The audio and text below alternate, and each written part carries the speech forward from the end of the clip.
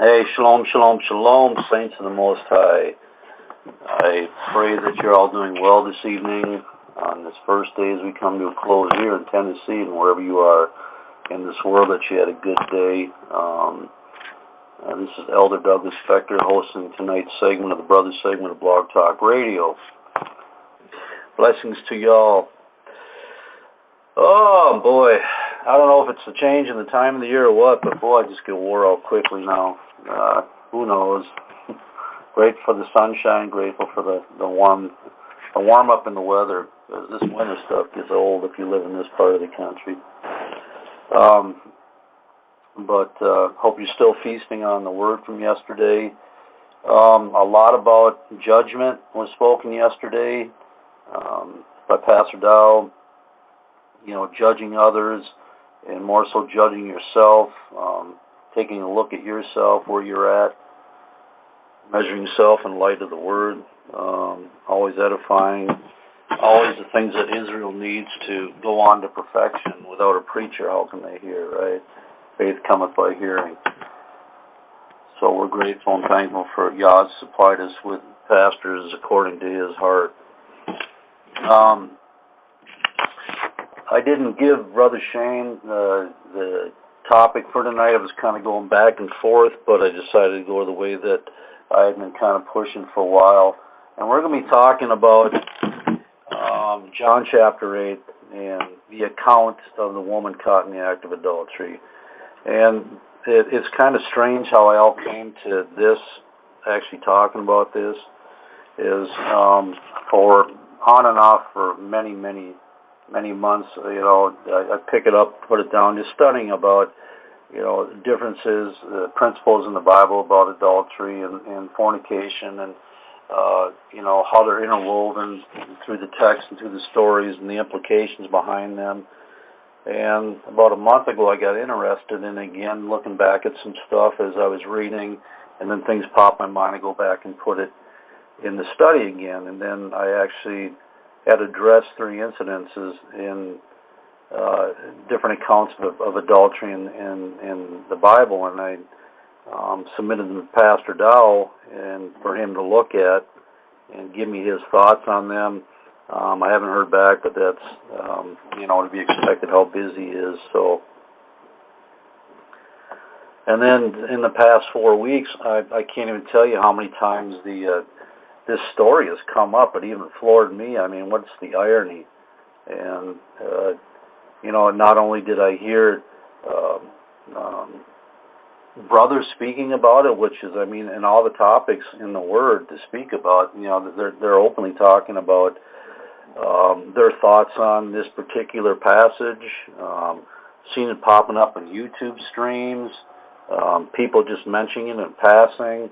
I mean, even yesterday, Pastor Dowell mentioned it and during the preaching. So it was like, wow, okay, so I don't know what this is supposed to mean, because I don't consider myself any type of genius in anything. I just want to bring the Word as much integrity and honor to it as, you know, when y'all put it out there. That is my hope, and never to ever cause anybody to you know, be confused or confounded by any study that I do. So, but anyway, this study tonight is not so much to do with the merits of the story as if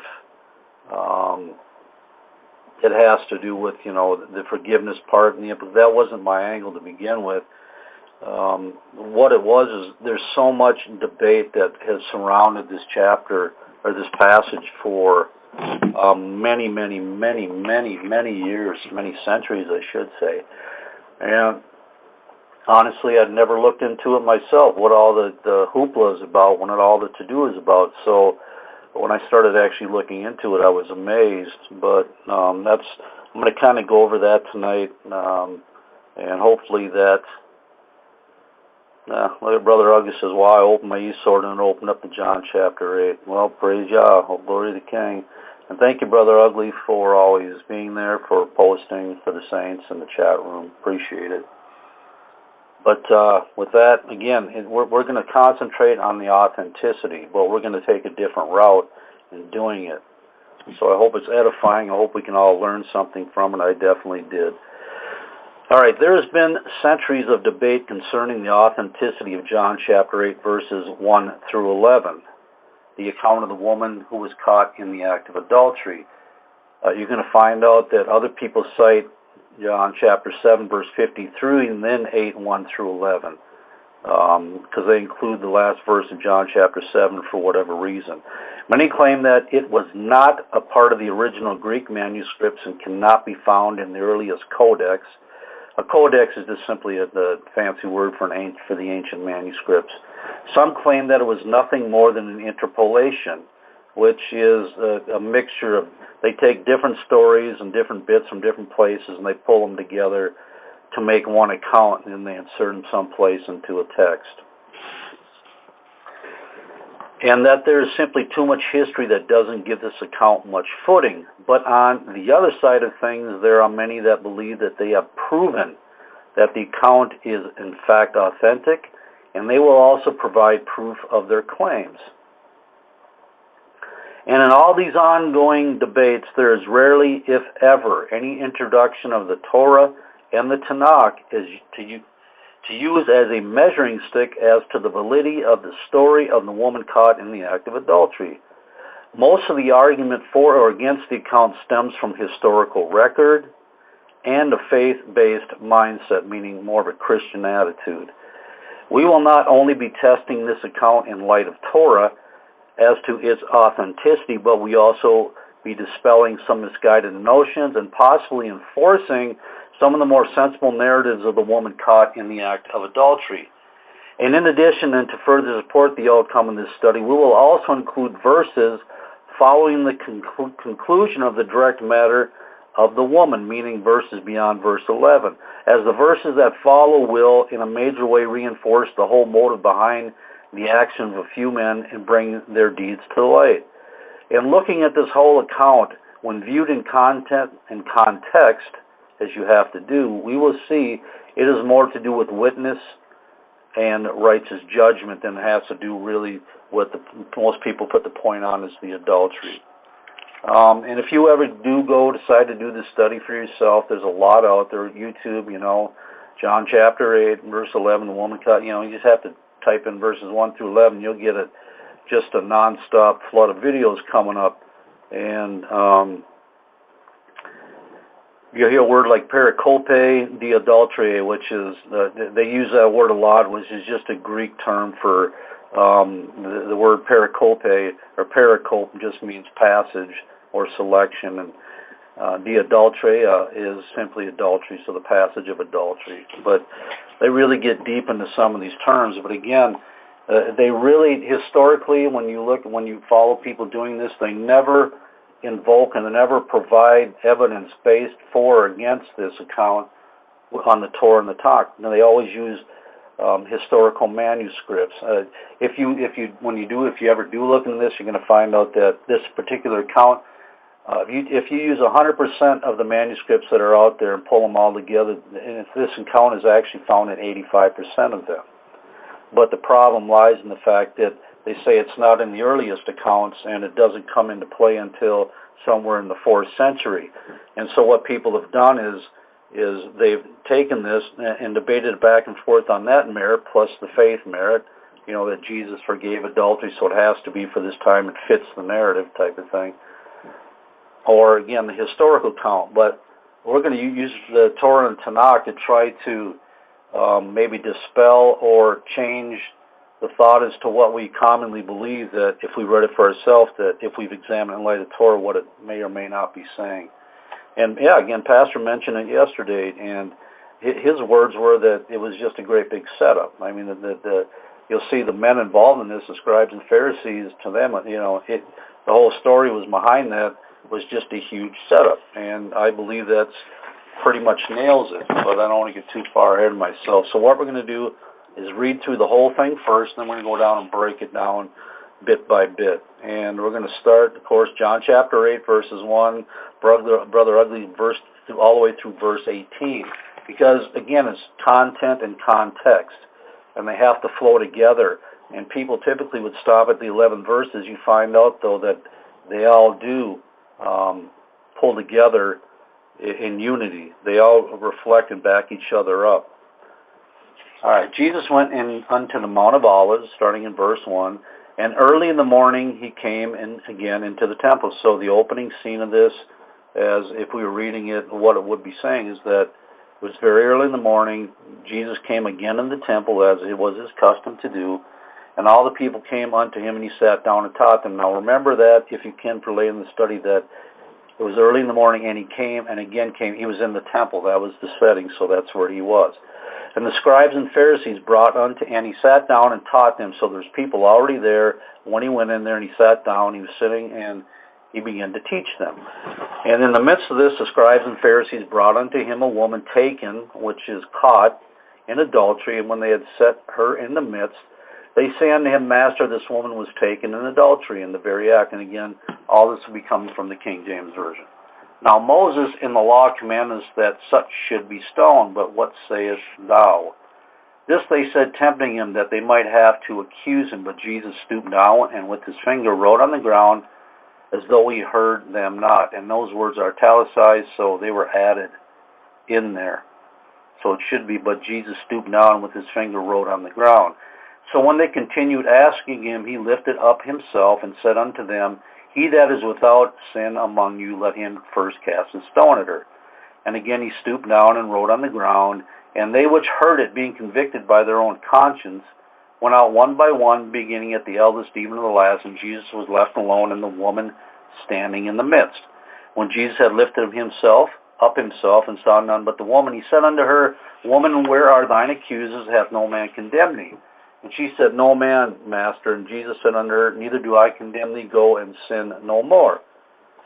Then Jesus spake again unto them, saying, I am the light of the world. He that followeth me, and shall not walk in darkness, but shall have the light of light. The Pharisees therefore said unto him, Thou bearest record of thyself, thy record is not true. Jesus said, and answered unto them, Though I bear record of myself, yet my record is true, for I know whence I came, and whither I go. But you cannot tell whence I came, and whither I go. You judge after the flesh, I judge no man. And yet if I judge, my judgment is true. For I am not alone, but I am Yahweh, I am the Father that sent me. It is also written in your law that the testimony of two men is true. I am the one that bear witness of myself, and the Father that sent me beareth witness of me. Okay, what we're going to do is we're going to break this down little by little, and we're going to start with the first 5 verses, okay? In the first 5 verses, we find Yeshua in the temple teaching the people. In the midst of his teaching, there enters a group of scribes and Pharisees. Of course, these are men of high esteem and ranking in the ecclesiastical authority of Israel, who had in their possession a woman who supposedly was caught committing adultery in the very act of the deed. This woman is placed on complete display, right? Just put her right there, right in the wide open, with all present looking at her. These scribes and Pharisees then demand an answer from Jesus as to the context. Demand an answer from Jesus as to the context of the Torah pertaining to the stoning of those caught in, because they want to know what that which is written, how Jesus is going to respond to that when they ask the question. Obviously, this was set up from the beginning, a well-laid-out plan. For as I read, the whole motivation behind this plan was to tempt Yeshua. So that was their motivation. So again, rereading John 8, verses 1 through 5, get a refresher. So Jesus went to the Mount of Olives, as we heard. It was early in the morning. He came again to the temple. All the people came unto him. He sat down and taught them. And the scribes and Pharisees brought unto him a woman taken or caught in adultery. And when they had set her in the midst, they said, the Master, this woman was taken and in adultery in the very act. So they're highlighting all the specifics of what's going on here. Now Moses in the law commanded us that such should be shown. What such should be stoned, but what sayest thou? Of course, these men, this group of scribes and Pharisees had judged already, according to the law of Moses, set themselves in a place of judgment, as they were supposedly witnesses to this crime, and condemned this woman to death by stoning, as saith the law of Moses. So they are all ready for it. They came there with this attitude, they came there with this proof, and they had already judged. And they just wanted to see what Jesus was going to say. All right, so there's an argument that stems from these first 5 verses, in fact, from the whole account, and it's brought up so many times. I mean, I asked myself when I read this in the past. So, according to the Torah, Leviticus 20 verse 10 says, "And the man that committeth adultery with another man's wife, even he that committeth adultery with his neighbor's wife, the adulterer and the adulteress shall surely be put to death." So there's always been an argument this story can't have authenticity because where was the man? Why wasn't, if they caught the woman in the very act of adultery, it stands to reason that she was with the man, would it not? I mean, it just makes sense. So why wasn't he here? And there's been a plethora of different ideas as to why, but the fact of the matter, he wasn't present. Well, after thinking about this and hearing a lot of the different arguments against the possible authenticity about this, because you have to present the man also with the woman, and they're both going to be stoned, is the fact that nobody's probably ever considered this, that the man may have not been of the nation of Israel. You know, because this is a woman who's obviously an Israelite. She's an Israelitess woman, because because the law does apply to her. That's why they brought her. But if she had actually gone and laid with a man of another nation, say a Roman soldier, a Roman citizen, our laws don't apply to those of other nations. So it stands to reason that the only one that would be brought would be this woman. Because again, remember, the details say that she was caught in the very act. So the question again that goes back to dispel the authority of this whole passage is that the man was never brought there. And as we know, we just read Leviticus 20:10 demands that they both be there. So a very good possibility is, again, like I said, she may have simply been sleeping, if in fact, you know, this is the case, that she could have just been sleeping and had laid with a man of another nation.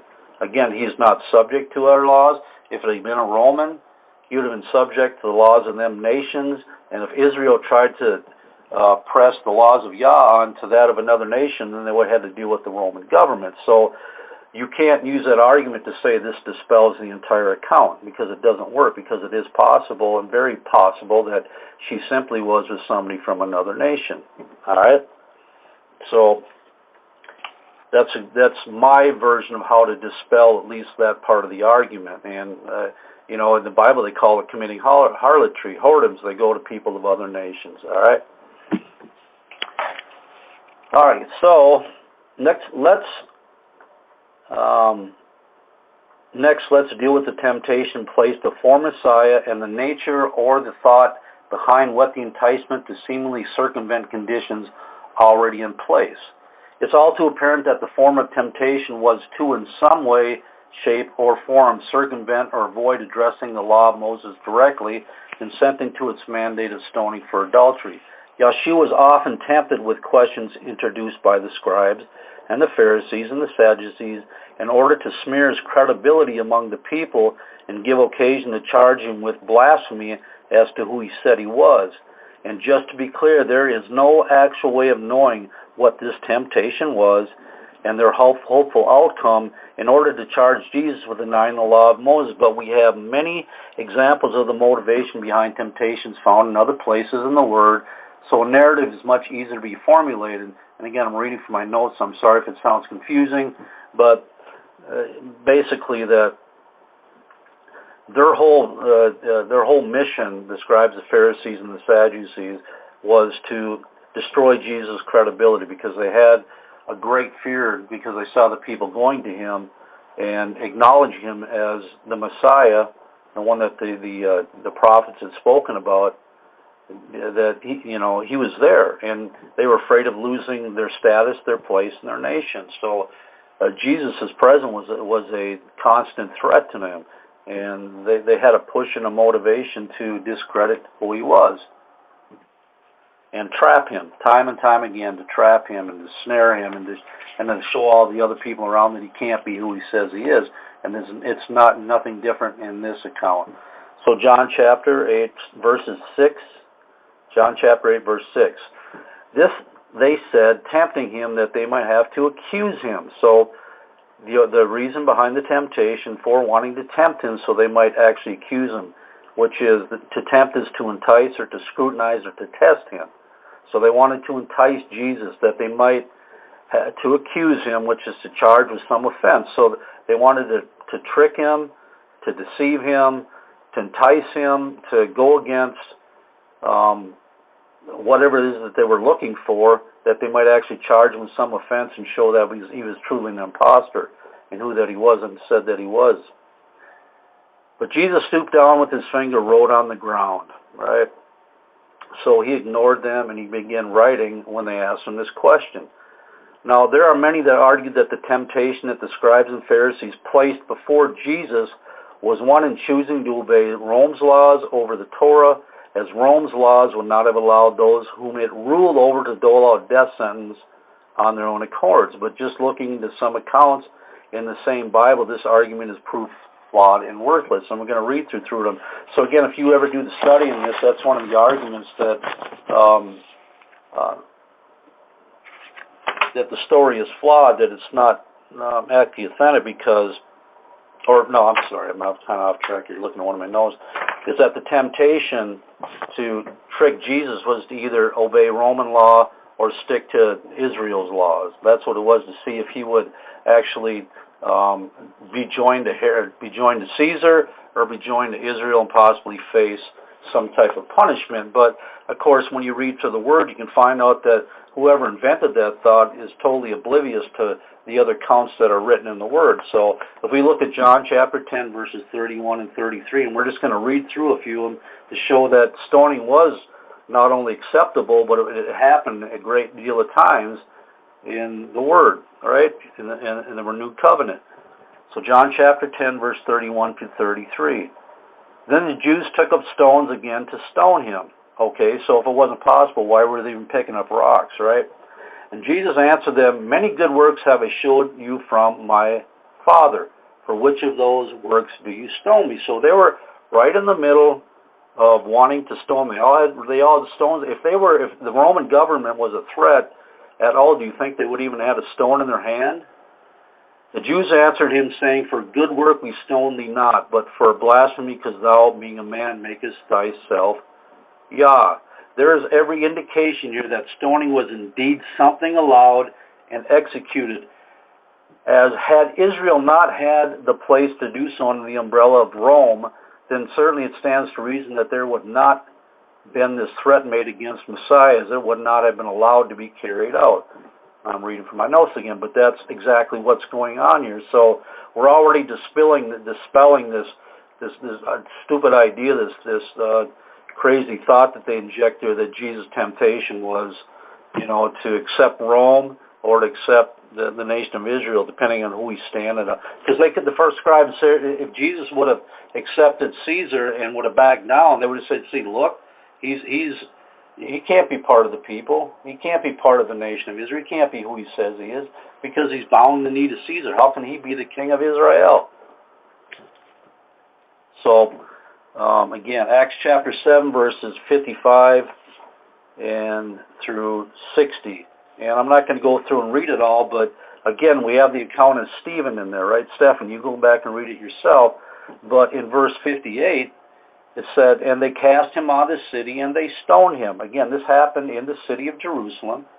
If you go back and start in Acts chapter 7, at the very beginning, you're going to find out that Stephen and the elders and all the people were sitting there in Jerusalem when Stephen was rebuking the shit out of them, right? When he was laying it down, and they got upset as they all could be, and they grabbed up stones to stone him. Again, another perfect example that stoning was actually allowed by the Roman government for the nation of Israel. They could enact their laws and perform them without being hindered by the Roman government.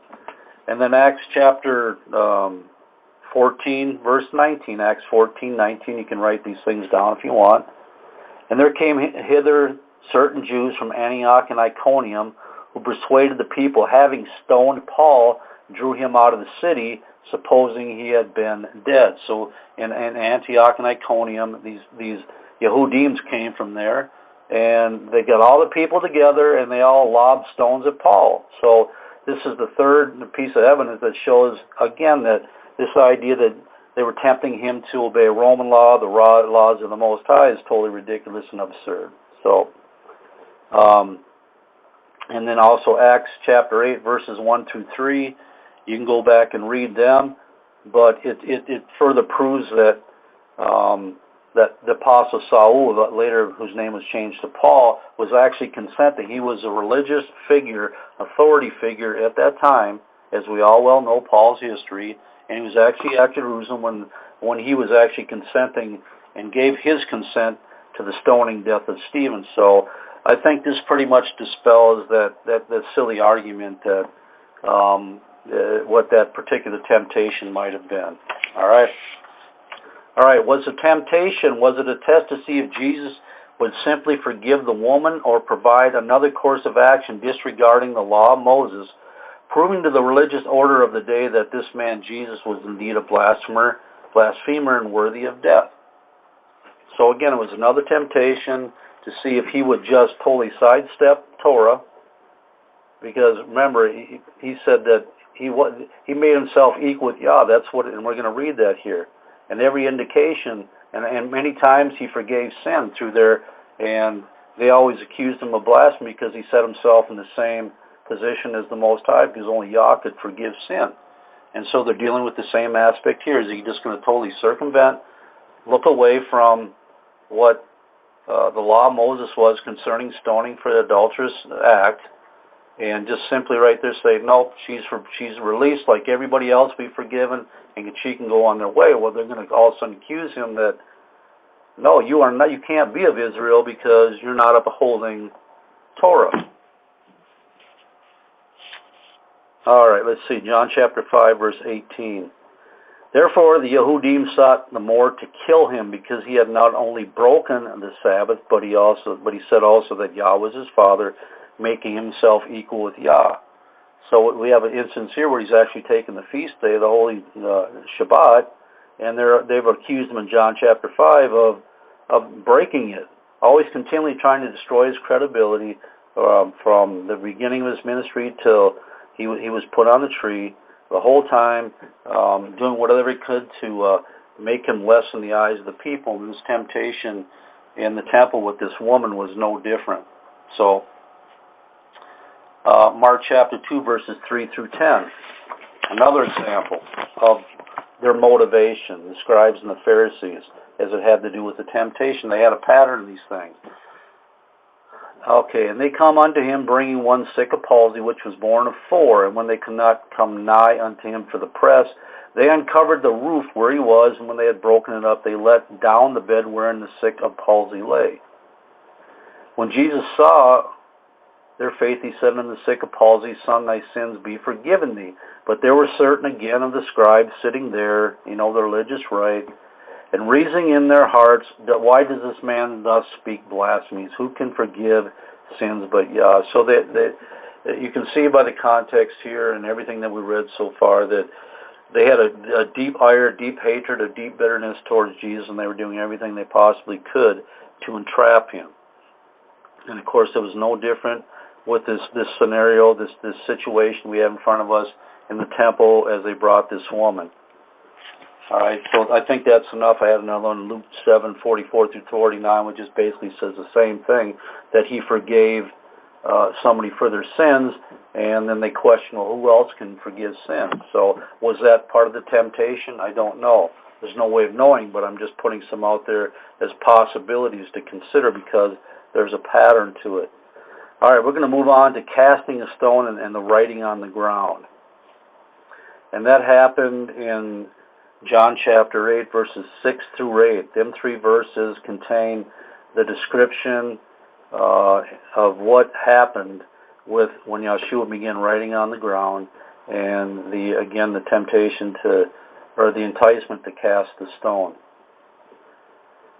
All right, now I'm just going to reread it again so we can break it down. So verse 6.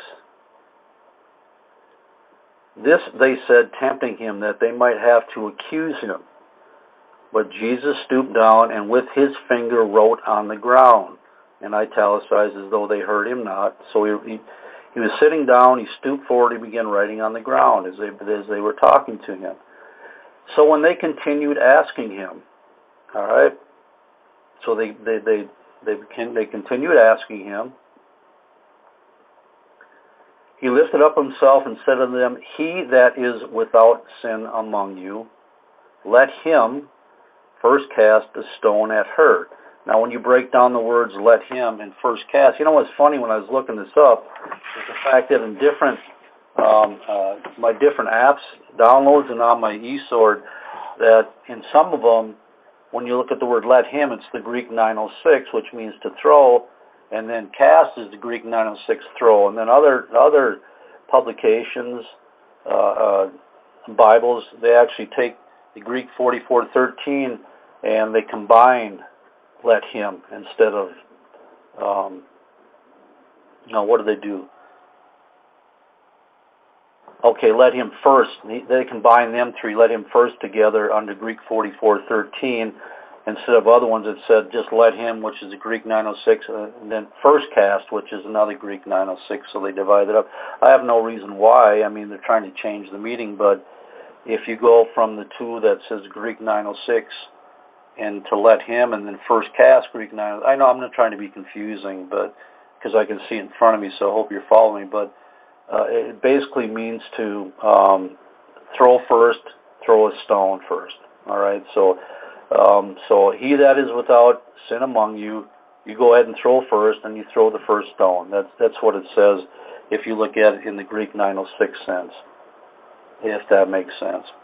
And I don't think either one of them really mess up the meaning too much. So we have, as it seems, a small problem as this verse, as it pertains to having to be without sin and casting a stone, is not something that is seen in the Torah or elsewhere in the whole of the Bible, meaning that what I'm going to talk about here is that you're never going to see anywhere in the Word, at least as I can tell, and somebody correct me, I'm sure there's a lot more learned people than I'll ever be, but if anybody's ever come across anywhere where it talks about let's say capital punishment or any punishment, transgression that's worthy of death in the Word, right? Anywhere is there a stipulation that you can't be casting a stone if you're in sin? It isn't anywhere. But all of a sudden we find it in here, in this verse, saying, He that is without sin among you, supposedly the words of Messiah. But it raises issues because it's not reflecting on Torah. See, whenever there was a transgression, and people were judged as being punished by death, by stoning, you're going to find out that it was either the whole entire congregation, first the witnesses and then the whole entire congregation, or sometimes it was just the men that was doing it, depending on what the infraction was or what the transgression was. But here in this verse we got Jesus, they say that Jesus said that let him that is without sin among you cast the first stone. And I'm just saying and showing you that that's not Torah. It's not there. It doesn't contain that stipulation. It doesn't change. There's not a discrimination set up there that says, well, and who's going to admit they're in sin, right?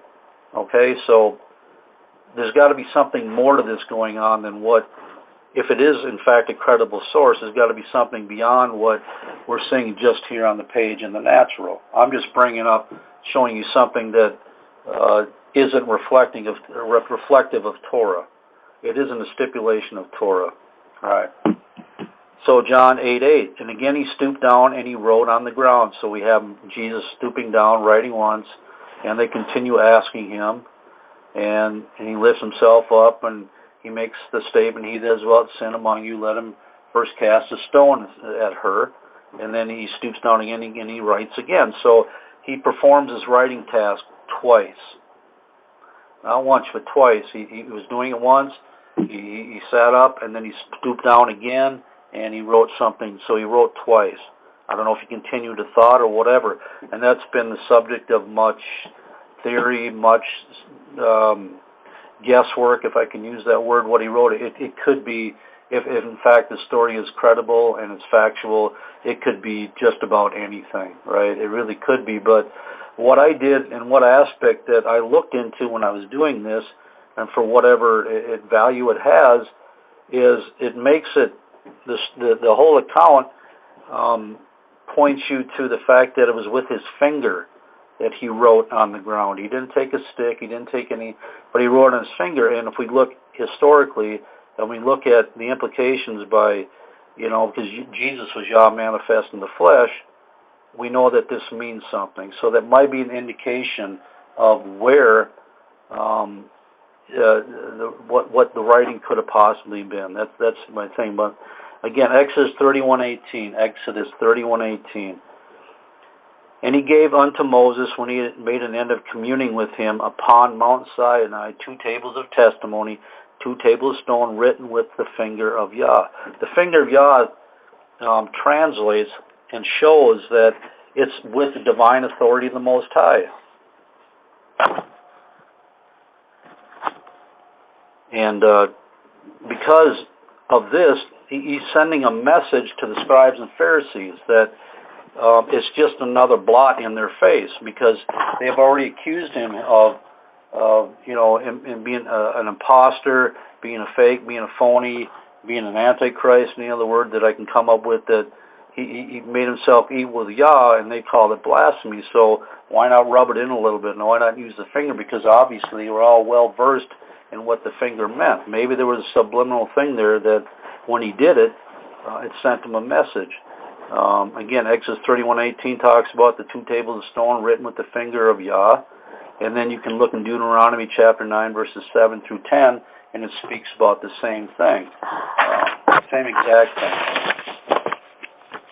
So I don't know if that's what it is or not, but it was something that, it was the first time that I've ever, in all the accounts that I've ever written, it just really, truly jumped out to me. So maybe it does give direction, if the story's credible, what was written on the ground. That might have been either one of the 2 commandments, 2 of the 10 commandments. Excuse me, 2 of the 10 commandments. It may have been other things, but my sincere belief is that Jesus purposely chose this course to further demonstrate who he was and by what authority he did the things he did, and also to further infuriate and stir up the scribes and Pharisees. The finger of Yahweh represents his divine authority. We know Yahweh placed his personalized demands for Israel by inscribing his 10 commandments on 2 tables of stone, and we can read in the Gospels of how Yeshua said that he cast out spirits by the finger of Yah, against ascribing to the divine authority of the Creator. And of course, the topic of discussion, a myriad of opinions of what it was that Jesus wrote on the ground, and of course there is just no way to know. I have my own ideas, but they are just that, my own ideas. If the reason for writing with his finger was to bring to mind the 2 tablets of stone on which Yahweh inscribed the 10 commandments, then it would stand to reason that it may have been 2 of the 10 commandments, which Yeshua wrote upon the ground. It also may have been, I was looking over some other things, Deuteronomy 6:16, you shall not tempt Yahweh the Elohim. That had nothing to do with the finger, but it could have been something Jesus wrote, or it could have been Exodus 23, verses 1 and 2, about raising a false report, but who can really know? And you can guess, if I was to guess 2 of the 10 commandments, one would have been, of course, the 9th one, don't bear false witness, and the other one would be, thou shalt not commit adultery, and that might be reflective, as some people have said, that the scribes and Pharisees, the reason we'll find out is they went out by one, is that it reflects in the story, as some people say that they were guilty of being with the woman with one time as well. But I don't think that's the case. I don't think that was the case at all. All right, no accusers to bear witness against the crime of adultery. We're going to take a look at this aspect. So, John chapter 8, verses 9 and 10. And this here is very significant, because the law is definitely definitive about witnesses being involved. And they which heard it being convicted by their own conscience. So we have the story again in John 8, and they ask Jesus, they tempt him, so they want to accuse him, and they use the law of Moses, because that's a situation for stoning, the act of adultery. He writes on the ground twice, and then they which heard it meaning that he that was without sin first cast the stone, right? That's what they heard. That's what they heard him say. And so they which heard it, being convicted by their own conscience, went out one by one, beginning at the eldest, even unto the last, and Jesus was left alone, and the woman standing in the midst. What they heard was the word spoken of by Messiah, that he that is without sin, let him first cast a stone. Quite obviously, they were all in sin, as their departure made manifest this very thing. We don't know what that sin is, but again, it begs the question, what were those sins? Again, we can't answer that. Were those sins the things that Jesus wrote on the ground with his finger? Did he remind them of the things written in the law of Moses, the laws which they zealously supported, to the point of killing those who they labeled as lawbreakers? Did Jesus, what Jesus wrote, telegraph to them that he knew exactly what they had in their hearts and was exposing their wickedness?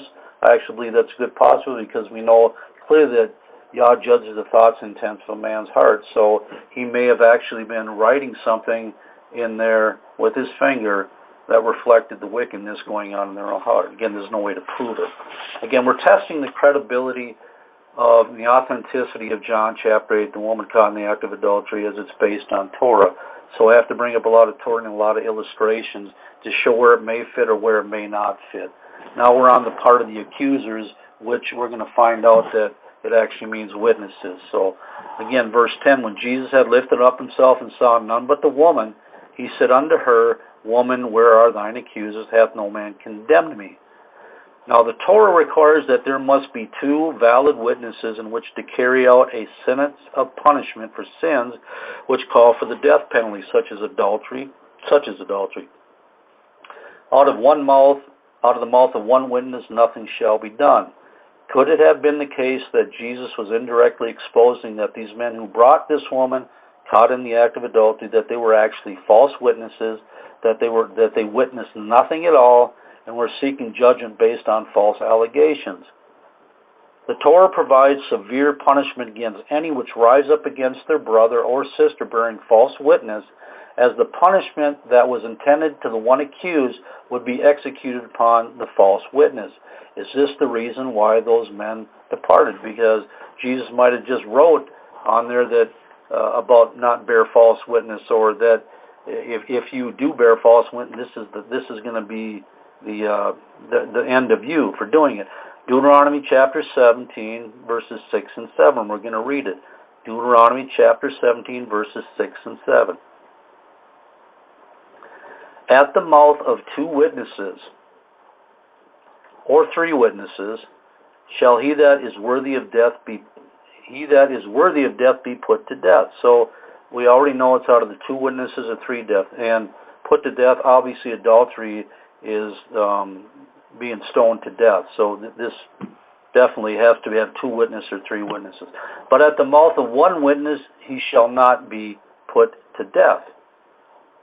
The hands of the witness shall be first upon him to put him to death, and afterwards the hands of the people.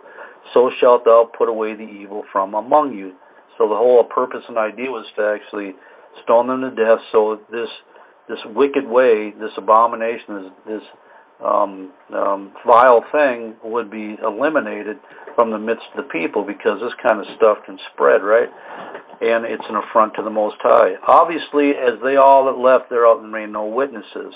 But think about the implications here, as they have to do with the possible stoning of the woman taken in adultery. What are the implications? If indeed the allegations were false, and had Jesus agreed with the scribes and Pharisees that she had to be stoned to death under the law of Moses, then according to the commandment, after the witness first cast stones, it would have then fallen on the people, including Yeshua, to cast stones at her. Would this then have made them all guilty of having her blood on their hands, as they were showing that they were consenting unto her death? So you had a group of people that brought her in, they lied on her, and if Jesus would have fell for this, obviously he would have been implicated in consenting unto her death. He would have too, by Torah, had to pick up a stone and cast it. But of course, being Messiah, already knowing what was in the heart of these scribes and Pharisees and religious rulers, and being able to discern all men's hearts, he already knew what was going on when they showed up. Again, Exodus chapter 20, verse 16. Thou shalt not bear false witness against thy neighbor. Exodus 23, verses 1 and 2. That's the one I was on to get to. Exodus 23, verse 1 and 2. So you tie this back into this whole story, and you can see these men standing there with that woman. They're saying we're in the midst of them, and then you have a better understanding of what the possibility, if the story is authentic, what could have been behind it, and why they left. Thou shalt not raise a false report. Put not thine hand with the wicked to be an unrighteous witness. Thou shalt not follow a multitude to do evil. Neither shalt thou speak in a cause to decline after many to wrest judgment. So even based on them two verses, I mean, that's enough information right there to say that this is a big no-no, right? Absolutely big no-no. You shall not raise a false report. Put not thine hand with the wicked to be an unrighteous witness. And if you look at it and understand these men's reasoning, these scribes and Pharisees, I would almost say that they were unrighteous witnesses. Again, the whole thing was a setup, right? It was a con job, and Jesus caught on to it right away. I just let the cat. I actually believe that I believe the thing is more to do with being authentic than a fiction. But anyway, Deuteronomy 19 verses 16 through 21. Deuteronomy 19, 16 through 21.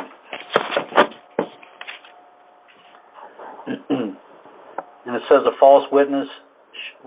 a false witness rise up against any man to testify against him that which is wrong, okay, so that there's a wrong, and there's something that is definitely needs addressing, needs attention brought to it, then both the men between whom the controversy is shall stand before Yahweh, before the priests and the judges, which shall be in the... So we got this whole thing, and they're going before not only the authority on this earth, but the divine authority, which is the Shemaim, right?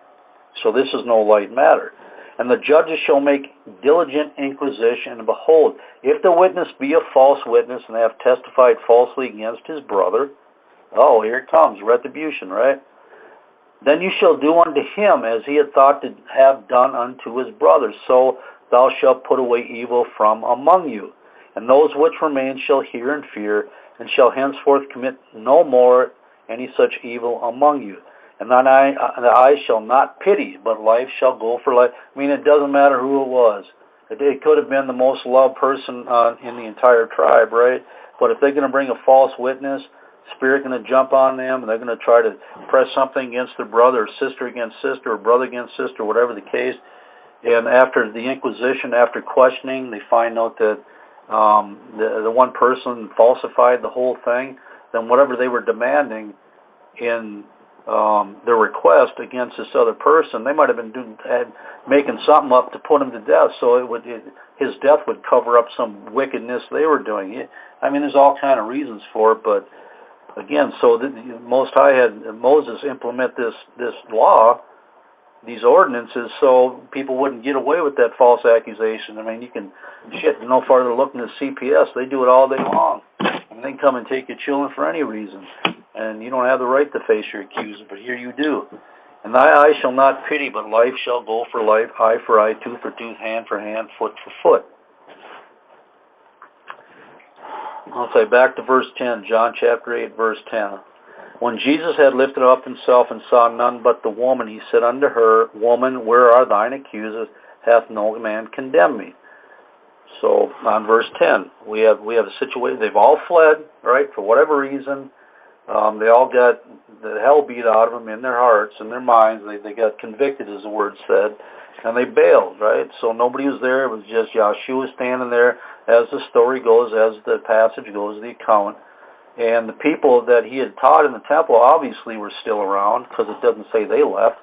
I mean, this is excitement, man. You think people are going to turn around and walk the other way? No, people like new things. They like excitement. They want to see when there's confrontation going on. And, they come in droves, so all we know is that the religious leaders, they all left, but it doesn't say anything about anybody else. So when he went in the temple that morning, the people were already there, and they were still there. So Jesus lifts up himself, and he saw none but the woman, meaning that none of the accusers, they had all bailed. So he's looking around, so where'd they go, right? And he said unto her, Woman, where are thine accusers? Hath no man condemned or judged thee? Because no man was found to bring accusation / witness against the woman, and she could have not been stoned for adultery, as thus saith the law, even if she was complicit in the fact. So we have a demonstration of here that when it comes to something like adultery, if this is authentic, then you have to have two witnesses to substantiate the stoning. I mean, that's what it says clearly, if this account is authentic. Without the witnesses of the mouth of one witness, there's no authenticity. There's no ability to convict and condemn to death. Okay, it's in the story itself. It's laid out there. It's intertwined with it, right? That's what the message is sending. Remember, I said this has to do with judgment, justice, and witnessing. So because no man was found to bring accusation or witness against the woman, then she could not have been stoned for adultery, as thus saith the law, even if she was complicit in the act. We have no further look than King David with Bathsheba to illustrate this point. Now, on the other hand, what we have to deal with too is the fact that this whole thing was fabricated, and that's been originally my thought all along. The woman was never caught in the act of adultery. There was never true witness, and all this thing was seen through right away, right? And that was my thought. It's been my thought for the longest time, and it makes sense to me. At least it makes sense. But anyway, continue reading. Could not have been stoned for adultery, as thus saith the law, even if she was complicit in the act. We have no further look than King David with Bathsheba to illustrate this point, because he committed adultery with Bathsheba, but because there was no witnesses to view what happened or to see what happened, it didn't fall under the context of the Torah. But it was still sin nonetheless, and David got judged for it, right? Yah took care of that. This further strengthens my belief that the scribes and Pharisees brought this woman to Jesus under false pretenses, and then Yahshua easily saw through their deceptive plan to ensnare him. Is it then possible the whole time that this woman was never actually caught in the act, that she had never committed adultery, and the whole thing was a grand scheme against Yahshua? And right up until this point, the 10th verse, that makes perfect sense. You can actually promote that and position yourself to say that that's what this whole account was, if it's authentic, right? Then you remember the Christians use this to show that all sins are going to be forgiven. It doesn't matter what you do after conversion, you can do it, and Yah is simply going to forgive you, and you go on a newness of life. So they use this. All you got to do is read about it. They use this in the kumbaya type of thought, where Yah is a Yah of justice. He doesn't change. He hates sin. He hates wickedness, and there's going to be a penalty for it. Okay, so verse 11, as we will soon read, raises concerns that she wasn't just a patsy and had not been caught in the very act, as Yahshua will tell this woman to go her way and sin no more. As Yahshua, that's what he's going to say to her. It is also entirely possible that this woman had in the past been involved in adulterous relationships, and the scribes and Pharisees decided to take advantage of this fact and claim she was actually caught in the act when in fact she hadn't. So I'm just examining a bunch of different possibilities, that's all. I'm not saying anything is, etched in stone. Whatever the direction that is put out here in the ministry, that's the direction we're going to use. Anyway, I made a side note here, and there was no mention of the woman's husband being on attendance. I've heard that argument too. Actually, I heard a brother who was speaking to another brother the other day about that.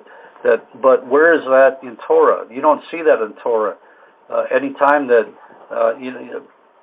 would the husband want to be there? There wasn't no call to go get the husband and bring him forth because your wife is going to get stoned. You just can't find it there. The only thing you ever find where the husband is directly involved is when you have the situation of the law of jealousy.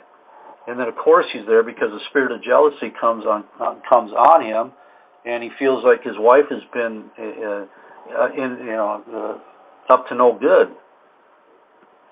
And so he, you can go back to Numbers 5 and read the whole program that covers that, and what happens with the end result, but that's really the only time you'll ever find out, a husband being in a direct attendance when it's a situation with adultery. Again, there's nothing in the Torah that reflects the fact that if a woman is found guilty of adultery, or a woman and a man, that the family members have to go get retrieved and be there first. Again, the law says the witnesses are first, and then next the people. And that part is clear. You can't dismiss that. That's actually clear, all right? So John chapter 8, verse 11. She said, "No man, master, no man, teacher." And Jesus said unto her, there's no man left there to condemn her, no man left to judge her, no man to bring witness against her. And Yahshua said unto her, "Neither do I condemn or judge thee. Go and sin no more." And again, we know that, and things come up in our head like, the Son of Man has power to forgive on this earth. That was his own words. And which he did, and no doubt, his blood was perfect atonement for all things, and he has the complete and supreme authority to forgive that which he will, but he's going to hold those that are guilty to their guilt. Okay, here's the difficult issue. What did Jesus mean by go and sin no more? So this is the part of this whole account which, for me, raises more concerns than anything else, because first of all, if you bear in mind the theme of the whole thing, it's about this woman being forgiven for something. Well, all we know right then and there is the fact that she was supposedly caught in the act of adultery. So are we to believe that Jesus is actually at that point forgiving her for that sin of adultery? That doesn't seem to line up too well with Torah, right? At all. Because when you consider Torah, there was no possibility for atonement when it came to stoning. If somebody was caught in adultery, they were brought before the people and they were stoned to death. You don't read of anything for it. They didn't have no chance to make an atonement back then. There was no possibility. So again, and when he said go and sin no more, was just a blanket statement, woman, you got problems and you just need go and sin no more, and you better start living a righteous life. Hebrews chapter 10, verses 28 and 29. He that despised Moses' law died without mercy under 2 or 3 witnesses. Okay, what did I skip here?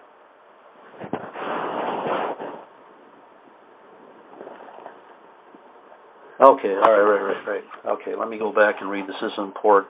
Was he actually alluding here that she was indeed guilty of the sin of adultery and to not return to doing such sin again? Or was this simply a blanket statement of just that, go and sin no more?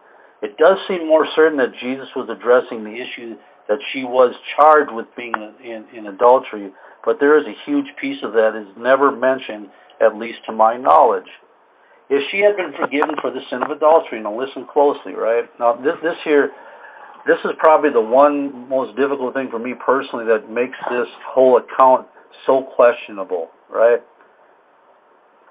If she had been forgiven for the sin of adultery, then why did Jesus not state unequivocally, let's just throw aside everything else, right, that she could not return to her husband?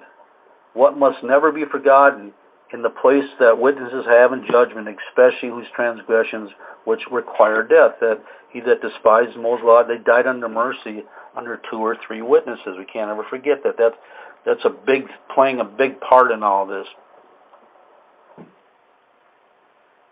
So I hope I didn't lose you there, but again, that one verse 11 is, that one there, I think if you go verses 1 through 10, you're good. But when you get to this one, we're about the forgiveness of sin, and then you got a whole nother ball game being opened up, especially in light of Torah. How can this be credible? Really, how can it be credible? Okay, but let's go on here. For me, this whole account, whether fiction or not, does raise more questions surrounding witnesses and their role in judging adultery and other sins which under Torah required death. And what of those which had done such dire transgressions, and there was no one to witness those acts, but acts that they did, but they of their own free accord confessed to the deed, and now the matter was made known. How does this self-confession of sin play a part when it comes to those things under Torah worthy of death. And no, it doesn't matter what it is. The Torah and the accounts we have in our Bible show that there was a sentence of death for murder, for kidnapping, for putting hands on parents, for cursing one's parents, for witchcraft, for divination, bestiality, the worship of other Elohims, the other gods, violating the Shabbat, for child sacrifice, for adultery, for incest, for sodomy, for whoredoms of a daughter of a priest, for someone of another tribe aiding or setting up or taking down the tabernacle, someone of another tribe performing Levitical priestly duties, refusal to comply with a rendered judgment, giving false testimony when it involves a capital offense, rebellion against parents, a woman who claims she is a virgin upon marriage, then is found out that she lied about her virginity, and rape. Did every one of those things just listed always require 2 or more witnesses, or would self-confession also result in their deaths? I honestly don't know how to answer these questions, but I think they're good questions. I truly do. You have situations where if we confess our sins, Yah is faithful and just to forgive us our sins. I don't know how that would tie into something in the Torah where it's a death sentence where there's no atonement. I truly don't. But again, we're trying to examine in the light of Torah if this account, this whole account actually is valid or not. And the only way you can properly compare it, you can dismiss all the manuscripts and all the other theories out there and the early Christian writers and what they call the church fathers. That stuff don't hold no water. You have to do it in light of the Word. Everything has to be measured by the Word. I mean, if you look at on a side note here, you look and read Second Esdras, right, and the Apocrypha. When I read that, we as far as I know, everybody in the ministry accepts that as actual doctrine, and it has the seal of the Holy Spirit on it. But there's some strange language in there that you just ain't going to see anywhere. And if you're not careful, your mind will start to challenge you. Well, how can this actually be ordered by the Most High? Because it seems so foreign, right? It seems so out of step, but yet nobody ever questions it. At least not that I know of. All right, we do have a few instances found in our Bibles how adultery was handled. Let me see. We do, however, have a few instances found in our Bibles how adultery was handled and was seemingly dealt with differently and the end result. One such account was the way in which Yahweh dealt with Israel in Jeremiah 3, how he identified their whoredoms and adultery, how he then put Israel away and gave them a bill of divorce, how he then extended mercy to Israel and spoke to them to return, and how he said that he was master over them. And I believe Pastor mentioned some back in the Sabbath mission that Yah actually instituted his own law for this particular situation right here. All right, yeah, and another thing, he always said he would be a husband over them or be married to them. That means to master over them. Return on me and I'll master over you. And I just have here in my note, if you ever do any study in Deuteronomy 24:1-4, talking about the laws of divorce and what to give a woman a divorce, what's very interesting is that when you read the word husband in the first verse, it means master or to master over somebody. But when you read husband in the third verse, it's 2 different Hebrew words. It actually means man. So it's like the first woman that gets married is a woman that's mastered over, but then it comes to the other one she remarries. It's just simply a husband, not a master in that context. So that's very interesting why they choose 2 different Hebrew words for that particular 4 verses. Okay, then we also have the situation with David and Bathsheba, how David laid with the wife of another man, how Yahweh sent Nathan the prophet to expose their wickedness, how David witnessed the death of their newborn son, how David, as it is written in the Psalms, poured out his heart in repentance, and how the Bible records that David was covered or forgiven by Yah of all those transgressions he had committed, except the deed concerning the death of Uriah the Hittite, the husband of Bathsheba. And for whatever reason, in this particular case, the evil adultery was not put away from Israel. The only idea that I can offer as to why this was not fulfilled, meaning that they were subject to being stoned, because of the Torah states again, and here it comes back again, that there must be two witnesses for something of the nature of capital crime to be fulfilled. And with the case of David, we do not have two witnesses. Hey, I mean, I'm just trying to use the word to reflect on something that's written and try to make sense of it, but of course it could be just Yah's mercy, right? I mean, we have to look at that too, whatever the case may be. And then we have an incident then we can turn the tables the other way and show that we're back completely in the Torah when you talk about what happened with Paul and Paul's writings in 1 Corinthians chapter 5, and I believe Pastor just covered that one too, and it was talking about the man that went and fornicated with his mother-in-law. Help me, Jesus, to remember, but he went and fornicated with his mother-in-law, and Paul was upset. You know, you're all puffed up. You ain't doing nothing. What the hell is wrong with you? Such and one, you need to put this man away. You need to get him out of here. Obviously, that was a situation where it would have involved death, but of course they weren't doing that anymore. So at least, I don't know why this incident was, but Paul just simply declared, you need to put this man away. Get him out of the midst. Get this evil out of Israel.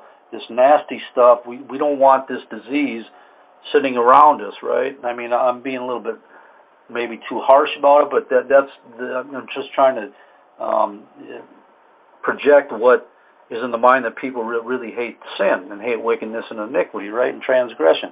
This stuff was vile, right? And of course, Paul, being the righteous man he was, is like, out of here. And we can see in there that they put this man away. They had nothing to do with him. Such an one not to eat, not to affiliate with, don't do nothing, right? You just leave him the hell alone, and there's nowhere you can ever prove that this man was ever restored back. So what I'm saying is that there was really no forgiveness provided for him to make the ability to come back with the assembly. But then again, there are those that say that what is written in 2 Corinthians chapter 2 is a continuation of what happened to the man that was put out.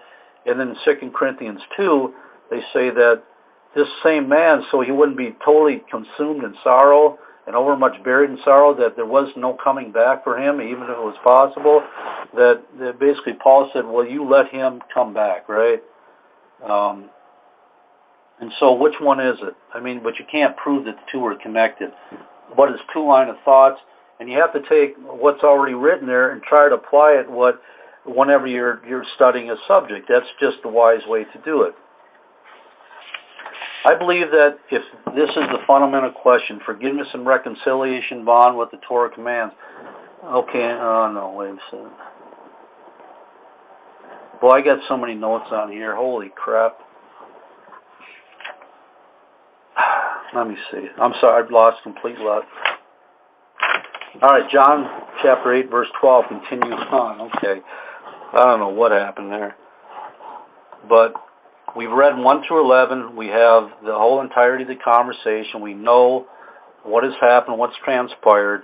And so now, again, like I said at the beginning of the study here, the mistake that a lot of people do when they're looking at this or looking at this particular passage is they eliminate the 12th through the 18th verse, which to me, when I read it, it's all in context. It's all playing an integral part. It's all tied together in the situation that just happened with the woman caught in the act of adultery. So it's going on. So in verse 12, so we have if you get it, Jesus just spoke to the woman. Everybody had left. All the false witnesses that turned and vacated, they being convicted of their own conscience. Talking about the scribes and Pharisees. So, but remember, there's still people gathering around there, right? And then spake Jesus again and said unto them, saying, I am the light of the world. He that followeth me shall not walk in darkness, but shall have the light of life. And I have to stop and reflect on this.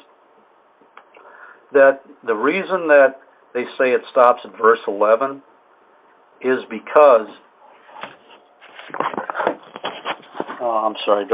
the reason I say because it says Jesus spake again unto them, saying. So he's talking about them. They always say, well, who's the them? Because everybody's already left. Well, that's not true. But the only people that the word says that left, that the verses we read before left were just the scribes and Pharisees. So I don't even know where they can conjure up some of this stuff. I really, truly don't. But there was still people there. The people didn't leave. Just the ones that were convicted left, and that would be the scribes and Pharisees. So again, Jesus has a crowd there, and he starts to say, and he's looking at them after the woman is probably still there, and I'm assuming she's still there, and all the people, and then he begins to speak again. And he says unto them, saying, I am the light of the world. He that followeth me shall not walk in darkness, but shall have the light of life.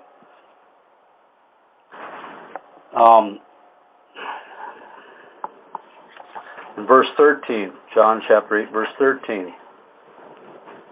The Pharisee therefore said unto him, Thou bearest record of thyself. Thy record is not true. So we're continuing this thought, and now they're going back and they're going to try to destroy the credibility of Yahshua, because what they just, I mean, there had to be other Pharisees sitting around, or other religious leaders, right? So now they're taking up where their comrades couldn't defeat Jesus, so now they're trying to take up their mantle and bring accusation against him and test his credibility. So the Pharisee said unto him, Thou bearest record of thyself, their record is not true. And if you look behind the word record, it's the Greek 3140, and it means to be a witness, that is to testify. So what the scribes and Pharisees are saying that you testify yourself, you bear witness of yourself, right? So again, this still falls in line with the whole thing that has to do with witness. And as we read, we'll see how the story develops. Again, they were starting to attack Jesus, right? They were going to try to discredit him. And Jesus answered and said unto them, Though I bear record of myself, I testimony of myself, yet my record is true, for I know whence I came and whither I go, but you cannot tell from whence I come and whither I go. And he says in verse 15, You judge after the flesh, I judge no man. So now we're coming back. Now, what is this? Okay, the word judge means to decide. All right, distinguish. To distinguish a matter, to decide a matter. So you judge it. What happened to the woman? They meant to judge her. They meant to decide a matter. So the Greek 29:19, judge, means to distinguish, that is, decide, or by implication, to try. And the word condemn. Oh my God, help me, Jesus. This thing is... Okay, the word judge, the Greek 29:19 means to distinguish, decide, by implication, to try. It means to condemn. That's where I was getting from. All right, Brother Ugly's got up there if you're on the chat room, all right? So it means to condemn. That's the word I'm looking for. It means to punish, to avenge, to conclude, to condemn, damn. Remember, they were trying to condemn this woman. Jesus said, where are thine accusers? And are there none that condemn thee? And she said, No, Master, none. And he said, Neither do I condemn thee, or neither do I judge thee. All right, go thy way and sin no more. So we have this whole situation where all this judgment's coming out. All right, in John 7:24, Jesus had made a statement that if one is to judge, that they judge not according to appearance, but judge righteous judgment, which in Yeshua's case meant judging after the thoughts and the intents of men's heart, as he had judged, just as he had judged the situation of the adulterous woman and the men which had brought her before Messiah, and found these men to be liars and deceivers. And if you read John 7:24, it just simply says that judge not according to appearance, but judge righteous judgment. So going on with John chapter 8, remember, we're going to go down to the 18th verse. We're in verse 16. But Jesus said, Yet if I judge, my judgment is true, for I am not alone, but I and the Father that has sent me. It is also written in your law that the testimony of two men is true. I am the one that bear witness of myself, and the Father that sent me beareth witness of me. So when I read this together in context, Yeshua is basically telling that I was able to judge that situation and alleviate it by my personal judgment. And if we believe the story that he forgave the woman, right? But he already made it known to them, because they're saying, well, that you're not righteous. Your judgment isn't righteous. Your witness, you're actually saying it's just you. So how can you have any type of testimony and witness if it's just you singular? Then Jesus goes on to prove to them that it's more than just me. It's me and the Father. So that is two witnesses, right? So anyway, all right. We're about done here.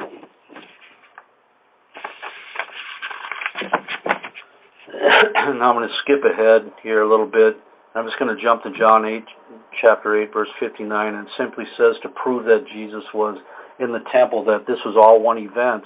At the conclusion of where he goes with the rounds with the Pharisees, and they say that he's a fornicator, and Jesus tells them he's the father of the devil. If you read the entire chapter of John chapter 8, it says at the end of it, then he went out of the temple. And you remember when the whole situation started that he went into the temple. That's why I said it's important in the beginning. All right.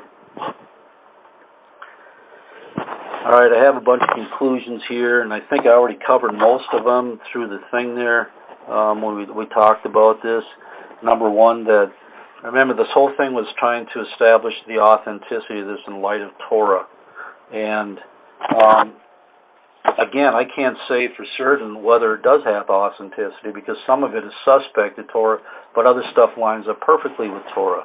The fact of the matter is, if you conclude that this whole thing was about false judgment and false witness, then it's easy to see that the story has credibility. But when you start bringing into question the fact that this woman that was supposed to suffer the death sentence under the law, and according to the Torah, I got to read this last one. Okay, let me read this first. In light of the Torah as it pertains to death sentence, there was clearly no ability for transgressors to make atonement, as upon the proceedings and they being found guilty were immediately stoned to death, that Israel might put sin out of the camp. As there was no ability to provide atonement under the Torah, then how can we assume that atonement can be made today? How can we say that the blood of Jesus would deliver these transgressors from their death sentence? Because if it wasn't then, how can it be today? It's obvious that we no longer can stone the perpetrators to death, so the only recourse is to put them out of Israel as though they were dead, as dead men have no opportunity to repent. As the grace and forgiveness of Yah have been withheld from those who have committed such offenses worthy of death in this day and age with no hope of redemption. I don't know how to answer that question.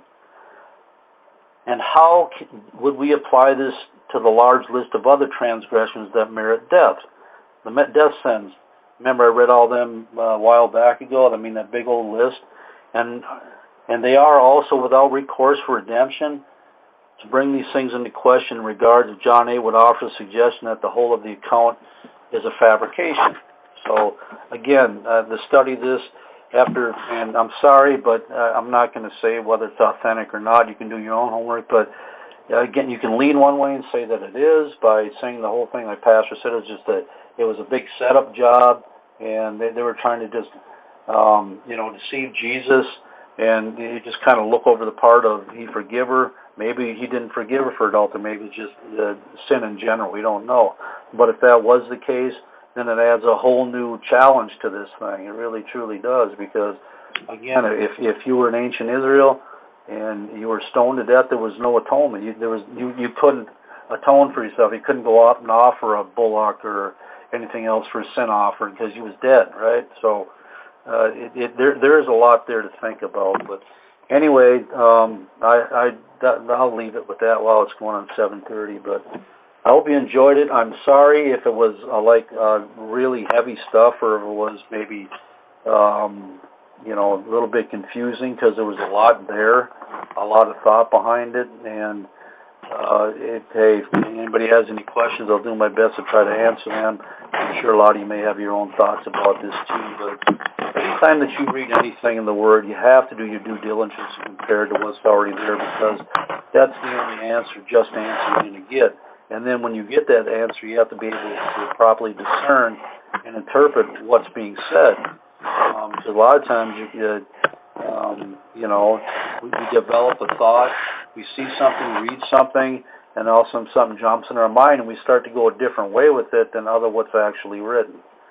And that can be dangerous too. So that's why it's important not just to jump the gun and start spewing stuff out there and start putting stuff out there like it's complete truth because you had some type of epiphany that this has got to be gospel truth and some type of deep revelation. But anyway, if anything, I hope this brought some nuances to this whole account. Some more things to consider, to think about. That's my whole point. It's not to say yay or nay. That's not my place. We have a body of leadership that takes care of them questions and charts the course this ministry is going to go. So anyway, all right, with that, hey, y'all have a blessed week.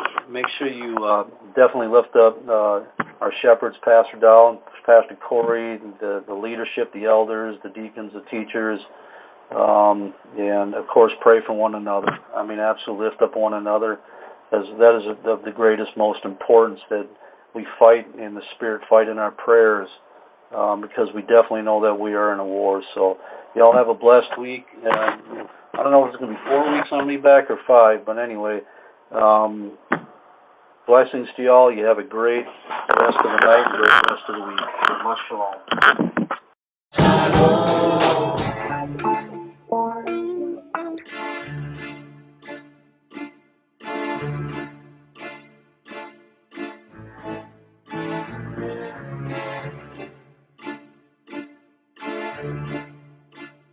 Uh-oh, look at him looking.